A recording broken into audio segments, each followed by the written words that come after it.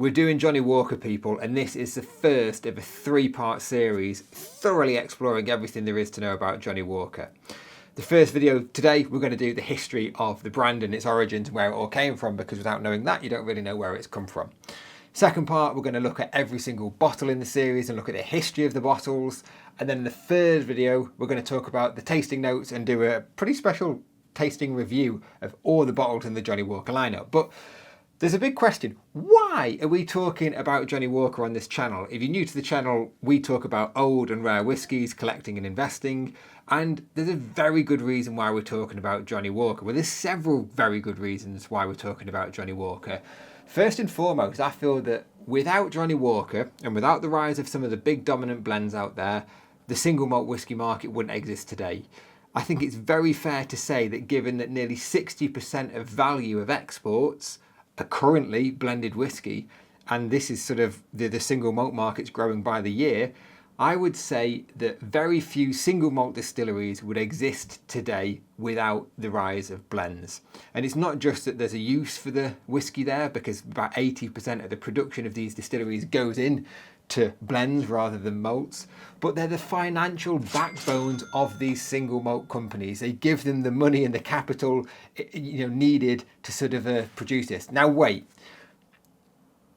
there's a very amazing little bit of data here that we can prove how much of God tier Johnnie Walker actually is. In 2022, Johnnie Walker sold 22.7 million cases of whiskey. That's a phenomenal number, and it's a little bit abstract as well, isn't it? It equates to 746,000 bottles a day, 31,000 bottles an hour, 518 bottles a minute, or, as this timer is going to show you, 8.64 bottles every second. So all the while this video is going, look at this timer up here, because that is the volume of bottles of Johnnie Walker that are being sold globally. So without further ado, let's jump into the history of Johnnie Walker. And if you like this video, please make sure you subscribe and give the video a thumbs up. To understand Johnnie Walker and to understand the brand is to give yourself a really good grounding in the whole development of the whiskey industry, and to understand where sort of Johnnie Walker, or the origins of Johnnie Walker, you've got to go back to the 25th of July 1805, and this is when a certain John Walker was born at Todrig's farm near Kilmarnock. Now it wasn't long, it was 1819, his father died. So John Walker, little boy, in 1819, he makes quite a monumental decision. He decides to sell the family farm. And he gets about, there's various prices touted around online from sort of like 417 up to sort of like 550 pounds or so. But call it 450 pounds he sold the farm for. It's not a huge amount of money by today's standards, maybe 40,000 pounds or so. But he took that money and he invested in a shop and became a grocer. Now, a grocer sounds like a strange profession. Like we kind of think of like Co-op and Tesco when we think about grocers, but the 19th century grocer was a bit more special and exotic. It really was exotic. A grocer would sell everything everything that you needed on a daily basis, like all your food and stuff. But they also sort of sold like exotic things like tea, coffee, spices and sugar.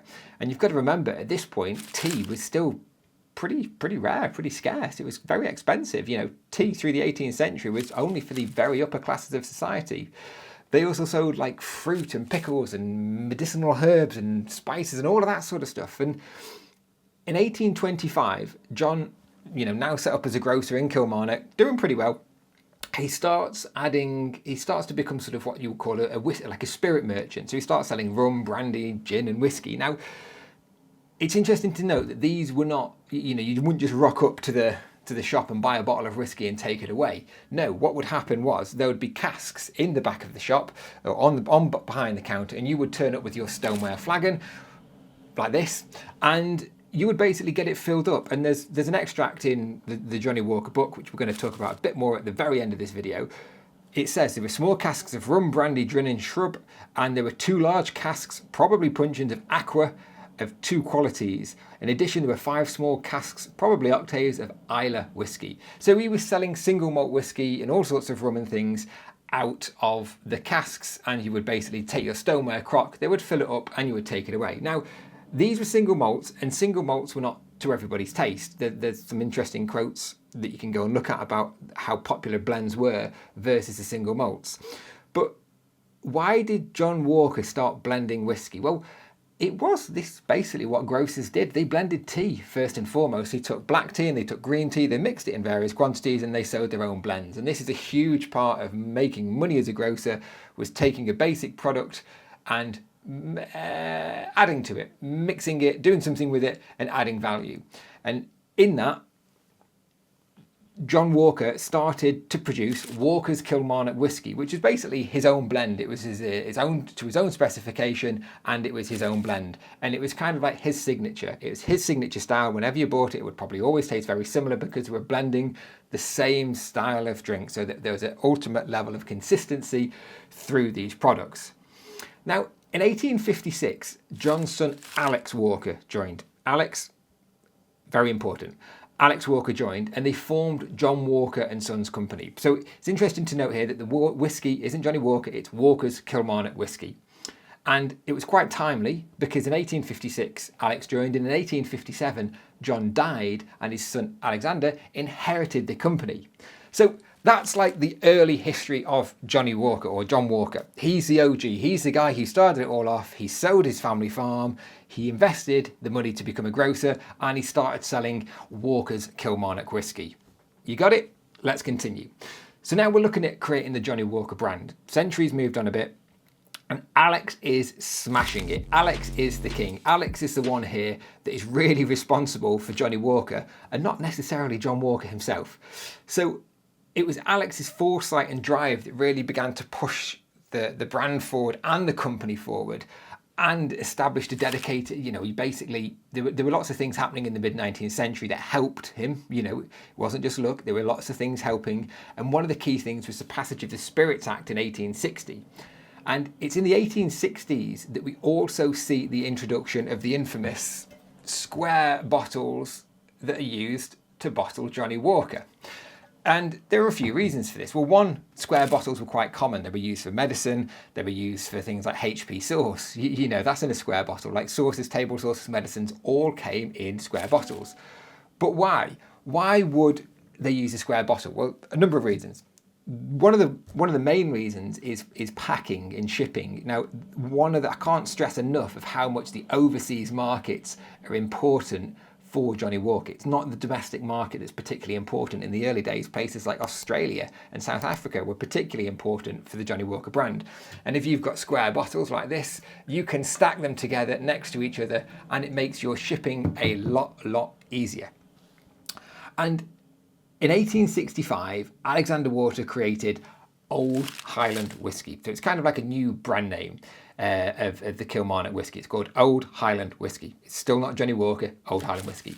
And by this time, sort of like in the 1860s, John Walker and Sons, so we're selling 100,000 gallons of blended whiskey a year. 100,000 gallons of that. So that's like 60 or 600,000 bottles, or like about 1,600 bottles a day. So 600,000 bottles selling in a year, or 1,600 bottles in a day. Now, Alex died in 1889 and the company passed to his sons, Alexander II and George P. Walker.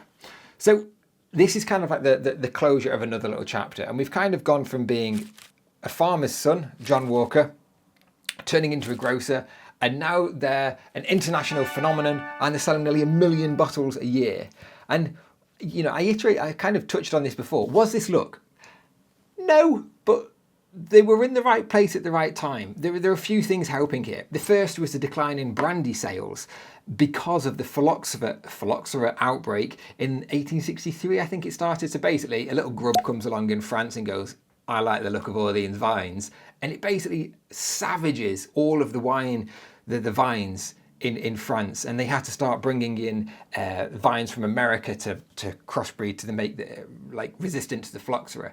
So you have a massive decline in brandy. You also have a massive, and this is probably even bigger, a massive decline in the consumption of sherry in the United Kingdom. In 1871, sherry consumption was its all-time high, 6 million gallons. 6 million gallons! A phenomenal amount of sherry was drunk in this country. And that was in 1871. By around 1900, that had shrunk to around 1.5 million. So you've kind of got a change of taste of the consumer. They're changing from brandy and sherry to blended whiskey. And finally, and this is probably the most important thing here, technology. Railways, shipping lanes, transportation were advancing dramatically so that they could get this product out to very captive markets where they could get these rapid and gross volume of sales. So now we move forward to 1889 and Alex's sons have come in and taken the reins. But there's a problem. If you're selling blended whiskey, you need to get that whiskey from somewhere. You need the components. You need single malt whiskey and you need single grain whiskey. So that makes you vulnerable to pricing fluctuations and supply fluctuations. If you're creating a stable, consistent blended product that is the same year in, year out, year in, year out, you need the constant source of supply. Now, that was a problem for them. So what did they do? Commercially minded. In 1893, they bought the Cardew distillery for what would £20,500, so around £2.5 million in today's money. So it was a big, big gamble. But they also went to buy Colburn in 1915, Clynelish, Dalhousie and Talisker in 1916 and Mortlach in 1923. So they were basically safeguarding the supply of their spirits by purchasing these distilleries so they can basically get their own supply without having to go to the wider brokering market. Now, by the time we get to the early 20th century, so around the 1900s, it was a boom time for the company and profits were absolutely soaring. But the Walker was still not Johnnie Walker. There were three labels that they were selling. There were three products that we were selling at the early 1900s. You had Old Highland, this had a white label. You had Special Old Highland, and this had a red label. And then you had Extra Special Old Highland, and this had a black label. Kind of see where we're going with this, people? This is the introduction around the early 1900s, 1906 or thereabouts. These coloured labels start coming in. Why? Why on earth would you do that? Well, it's quite simple, really, and you can kind of see that Johnnie Walker, as we'll talk about later, tried to move away from this in the past, but they always go back to it. Why? Because the colour coding makes it really easy brand recognition for consumers. They see the red label, they know it's Johnnie Walker red label. They see the black label, they know it's Johnnie Walker black label. You've got that instant recognition of what the brand was. Interestingly, you see on all the Johnnie Walker labels, they're always applied at exactly the same angle, which is 24 degrees. Why do they do that? Well, it's like a signpost barometer.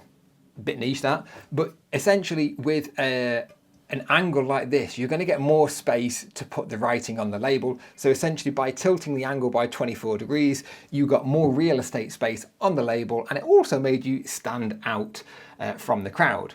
Now, in 1909, the Old Highland range was rebranded and trademarked under a new name. Johnnie Walker is born in 1909, so welcome to the world, Johnnie Walker.